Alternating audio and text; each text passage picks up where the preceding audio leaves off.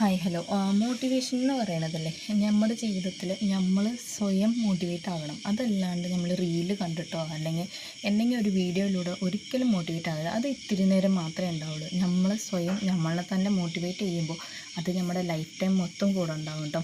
എന്നെ സംബന്ധിച്ച് അതായത് നേരത്തെയൊക്കെ പണ്ടൊക്കെ ഞാൻ ഈ റീല് കാണുമ്പോൾ ഒരു മോട്ടിവേഷൻ എൻ്റെ ഉള്ളിൽ വരും, ഒരു വൈബ് ഒന്ന് വരും. ഓക്കെ, അപ്പോൾ ഞാൻ വിചാരിക്കും ഇന്ന പോലെ അതായത് നാളത്തെ ദിവസം നമ്മൾ മോട്ടിവേറ്റ് ആയിട്ട് എല്ലാ കാര്യങ്ങളും പോസിറ്റീവായിട്ട് ചെയ്യണം എന്നുണ്ടാവും. പക്ഷേ പിറ്റത്തെ ദിവസം നോക്കുമ്പോൾ അതൊന്നും ഉണ്ടാവില്ല. ജസ്റ്റ് ആ ഒരു സമയത്തേക്ക് മാത്രമേ ഉണ്ടാവുള്ളൂ.